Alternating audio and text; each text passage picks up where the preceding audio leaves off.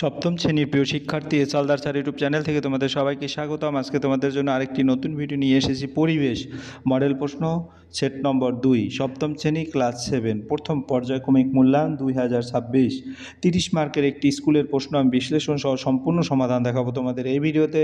কাজে তোমরা যারা এখনও আমার চ্যানেলটিকে সাবস্ক্রাইব করোনি তারা এখনই চ্যানেলটিকে সাবস্ক্রাইব করে বেল আইকনটি প্রেস করে দাও এরকম আরও অনেক ভিডিও পাওয়ার জন্য। তোমরা দেখতে পাচ্ছ যে স্কুলটির প্রশ্ন আমি দেখাবো।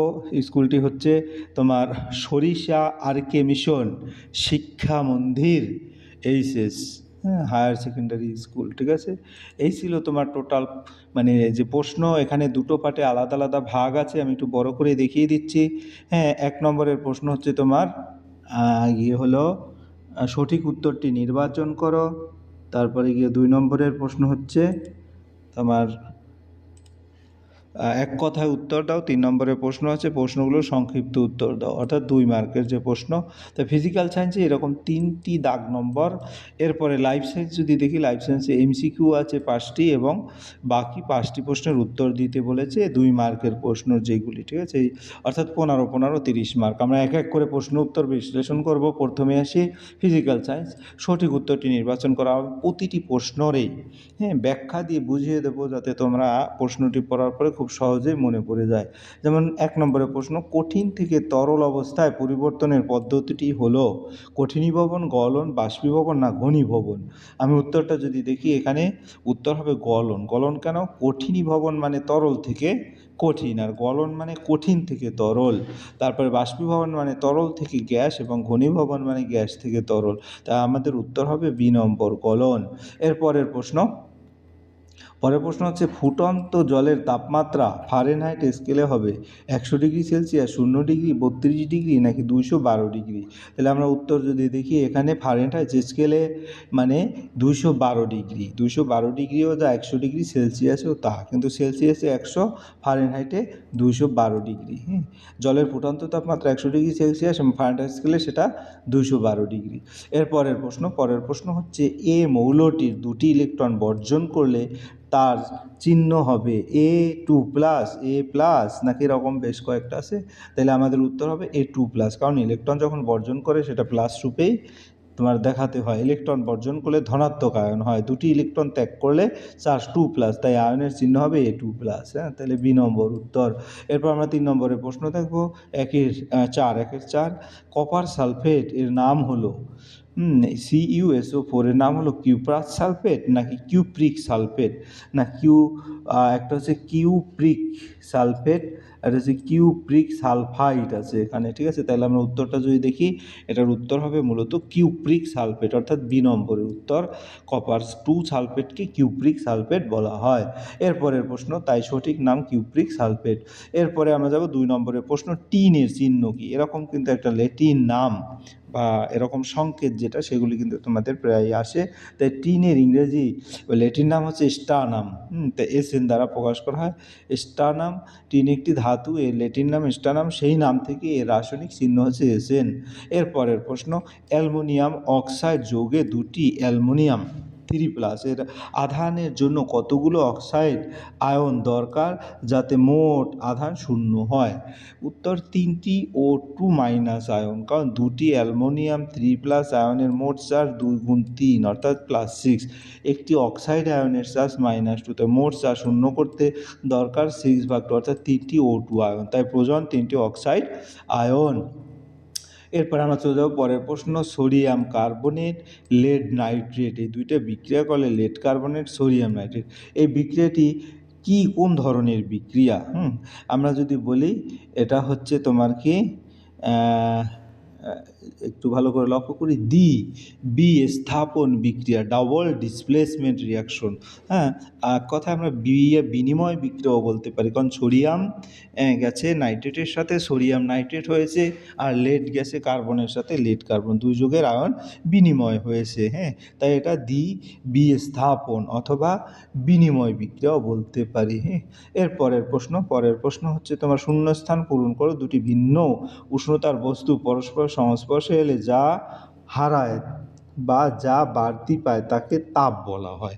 তাইলে শূন্যস্থানে আসবে তাপ বলা হয়। হ্যাঁ, তাকে তাপ বলা হয়, কারণ উচ্চ তাপমাত্রা থেকে নিম্ন তাপমাত্রায় শক্তি প্রবাহিত হয়, এই শক্তি প্রবাহকেই তাপ বলা হয়। এর পরের প্রশ্ন হচ্ছে তোমার 0 ডিগ্রি সেলসিয়াস উষ্ণতার 1 গ্রাম বরফকে কত তাপ দিলে তা 0 ডিগ্রি উষ্ণতার 1 গ্রাম জলে পরিণত হবে? এটা হচ্ছে কি বলে গলনের সুপ্ত তাপ, যেটা এখানে তাপমাত্রার পরিবর্তন হয় না, শুধু তাপমাত্রা মানে অবস্থা বরফ থেকে জলে পরিণত হয়, এই তাপকে বলা হয় সুপ্ত তাপ। বরফ গলনের জন্য প্রয়োজন বলে একে গলনের সুপ্ত তাপ বলা হয়। এরপর আমরা চলে যাব 3 নম্বর প্রশ্ন। 3 নম্বর প্রশ্নে কি বলেছে? 3 নম্বর প্রশ্ন হচ্ছে নিচের প্রশ্নগুলির সংক্ষিপ্ত উত্তর দাও। 3টি প্রশ্ন আছে, 3 দুগুণ 6 মার্ক। মাটির কলসির জল ঠান্ডা থাকে কেন? ব্যাখ্যা করো।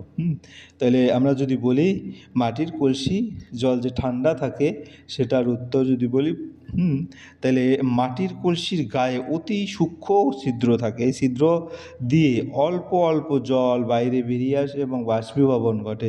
বাষ্পীভবনের জন্য তাপের প্রয়োজন হয়, এই তাপ কলসির ভিতরের জল থেকে নেওয়া হয়, ফলে ভিতরের জলের তাপমাত্রা কমে যায় এবং জল ঠান্ডা থাকে। দারুণ উত্তর। এরপরের প্রশ্ন, কোনো বস্তুর গৃহীত বা বর্জিত তাপের পরিমাণ কোন কোন বিষয়ের উপর নির্ভর করে?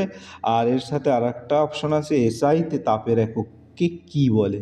তাহলে আমরা যদি প্রথমে বলি কোনো বস্তুর গৃহীত বা বর্জিত তাপের পরিমাণ নির্ভর করে বস্তুর উপর, বস্তুর ভরের উপর, তাপমাত্রার পরিবর্তনের উপর, পদার্থের প্রকৃতি, বিশিষ্ট তাপ যেটা, আর তাপের এসআই একক হচ্ছে জুল।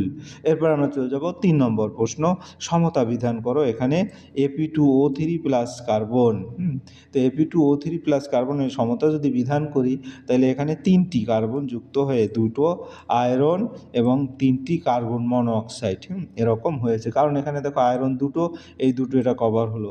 তারপরে অক্সিজেনের 3টি, কার্বনের 3টি, আর এদিকেও অক্সিজেন কার্বন 3টি। বাম পাশে আয়রন 2টো প্লাস অক্সিজেন, যেটা আমি বলে দিয়েছি। এর পরের প্রশ্ন, এটারই আর একটা বি নম্বর, পটাশিয়াম আয়োডাইড এবং ক্লোরিন, পটাশিয়াম ক্লোরাইড এবং আয়োডিন উৎপন্ন হলো। তাহলে এক্ষেত্রে পটাশিয়াম, বাম পাশে পটাশিয়াম মানে কে এর মান 2, আয়োডিনের মান 2, ক্লোরিনের মান 2। ডান পাশে কে এর মান 2, আয়োডিনের মান I2 এবং ক্লোরিনের 2। তাহলে পরমাণুর সংখ্যা সমান, সমতা বিধান সঠিক। এরপরে আমরা চলে যাব পরে লাইফ সায়েন্সের প্রশ্ন, অর্থাৎ আমাদের ফিজিক্যাল সায়েন্সের প্রশ্নের উত্তর দেওয়া হয়ে গেছে। এবার লাইফ সায়েন্সের প্রশ্ন দেখব। তাই লাইফ সায়েন্সের প্রথম প্রশ্ন, লিগামেন্টে উপস্থিত এমসিকিউ, যেটা প্রোটিনটি হলো কোলাজেন, কেরাটিন, মায়োসিন, তারপরে অ্যাক্টিন। আমরা উত্তর যদি দেখি একটু, উত্তর হবে কিন্তু কোলাজেন। কোলাজেন কেন? লিগামেন্ট হাড়কে মজবুত করে। আর গিয়ে হলো তোমার এতে স্থিতিস্থাপক ও শক্তি দরকার, কোলাজেন এই গুণগুলো দেয়, তাই সঠিক উত্তর কোলাজেন। পরের প্রশ্ন হচ্ছে অনেকগুলো গ্লুকোজ অণু জুড়ে তৈরি হয় প্রোটিন, শ্বেতসার, লিপিড নাকি ফাইটোকেমিক্যাল? উত্তর হবে শ্বেতসার। তারপরে আমার উত্তর, যদি গ্লুকোজ একটি মনোস্যাকারাইড, বহু গ্লুকোজ যুক্ত হয় শ্বেতসার তৈরি হয়, তার সঠিক উত্তর শ্বেতসার। এরপরের প্রশ্ন কি বলছে? কেটে যাওয়া জায়গা থেকে রক্ত পড়া বন্ধ করে, কেটে যাওয়া জায়গা থেকে রক্ত পড়া বন্ধ করে কে? Vitamin K. উত্তরটা তোমরা ভালো করে মনে রাখবে, ভিটামিন কে এর অভাব যাদের নেই তাদের রক্ত পড়া বন্ধ হয়ে যাবে তাড়াতাড়ি। ভিটামিন কে রক্ত জমাট বাঁধতে সাহায্য করে, ফলে রক্তপাত বন্ধ হয়ে যায়, তাই সঠিক উত্তর ভিটামিন কে। এরপরের প্রশ্ন হচ্ছে 4 নম্বর, প্রদত্ত কোন খনিজ মৌলটি মানসিক বৃদ্ধি ও বুদ্ধি নিয়ন্ত্রণ করে? এখানে আয়রন, আয়োডিন, সোডিয়াম, ক্যালসিয়াম। উত্তর আয়োডিন। বি নম্বর। এরপরের প্রশ্ন, কেন আয়োডিনের অভাবে গলগণ্ড মানসিক সমস্যা হয়? এটি থাইরক্সিন হরমোন তৈরিতে প্রয়োজন, তাই সঠিক উত্তর আয়োডিন। এরপরের প্রশ্ন, একজন ব্যক্তির ওজন 75 কেজি, উচ্চতা 1.60 মিটার হলে ওই ব্যক্তির বিএমআই কত? 29.30, 25.82। আমরা একটু ক্যালকুলেশন করে দেখতে হবে এর বিএমআই কত।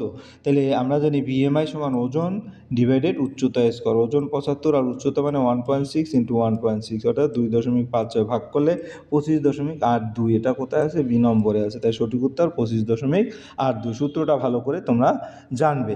পরের প্রশ্ন 2 নম্বরের প্রশ্ন, নিচের প্রশ্নগুলির উত্তর দাও যে কোনো 5টি। খাদ্যতন্তুতে কোন উপাদান থাকে, এর কার্যকারিতা কী? খাদ্যতন্তুতে থাকে হলো কি সেলুলোজ থাকে, এটি হজমে সাহায্য করে, কোষ্ঠকাঠিন্য দূর করে। উত্তর 2 মার্ক হয়ে গেল। এর পরের প্রশ্ন, ম্যারাসমাস ও কোয়াশিওরকর রোগের কারণ কি? ম্যারাসমাস এটা শক্তি ও প্রোটিনের অভাব, কোয়াশিওরকর হচ্ছে প্রোটিনের অভাব। এর পরের প্রশ্ন, হলুদ, মিষ্টি, আইসক্রিম, চাউমিন, চকলেট এদের মধ্যে উপস্থিত একটি করে ক্ষতিকারক পদার্থের নাম লেখো। তাহলে আমরা যদি বলি উত্তর হবে কি? উত্তর যদি আমরা এক এক করে বলি, হলুদ, মিষ্টি, আইসক্রিম, চাউমিন, চকলেট এদের মধ্যে ক্ষতিকারক পদার্থের নাম লেখো। কৃত্রিম খাদ্য রং, ফুড কালার, এই রং দীর্ঘদিন খেলে স্বাস্থ্য ক্ষতি হয়। হ্যাঁ, এর পরের প্রশ্ন, জলকে বাষ্প করতে প্রচুর তাপের প্রয়োজন। জলের এই ধর্মের জন্য প্রাণীদেহে ও উদ্ভিদদেহে কী কী সুবিধা হয়? এটা হচ্ছে প্রস্বেদন তাপ নিয়ন্ত্রণ করে উদ্ভিদে, আর প্রাণীতে হচ্ছে ঘাম শরীরকে ঠান্ডা রাখে। এর পরের প্রশ্ন, vitamin A, calcium, vitamin C এবং আয়রন এর একটি করে অভাবজনিত রোগের নাম লেখো। তাহলে ভিটামিন এ হচ্ছে রাতকানা, ক্যালসিয়াম হচ্ছে রিকেট, ভিটামিন সি এর অভাবে স্কারবি এবং আয়রনের অভাবে এনিমিয়া হয়। এরপর আমরা চলে যাব 6 নম্বরে, মানবদেহে ফাইটোকেমিক্যালস এর দুটি গুরুত্ব লেখো। তাই মানবদেহে ফাইটোকেমিক্যাল হচ্ছে রোগ প্রতিরোধ ক্ষমতা বাড়ায়, ক্যান্সার ও হৃদরোগ প্রতিরোধে সাহায্য করে। এই ছিল আমার সামগ্রিক আয়োজন। আশা করি ভিডিওটি তোমাদের যদি ভালো করে দেখো তাহলে এখান থেকে কিন্তু অনেক স্ট্যান্ডার্ড মানে একটা প্রশ্ন আমি সলভ করে দিচ্ছি। এরকম প্রশ্ন ম্যাক্সিমাম স্কুলে আসে। পরিশেষে বলবো, ভিডিওটি দেখার জন্য অসংখ্য ধন্যবাদ। ভিডিওটি ভালো লাগলে লাইক, কমেন্ট, শেয়ার করতে ভুলবে না। আজ এই পর্যন্তই। ধন্যবাদ সবাইকে।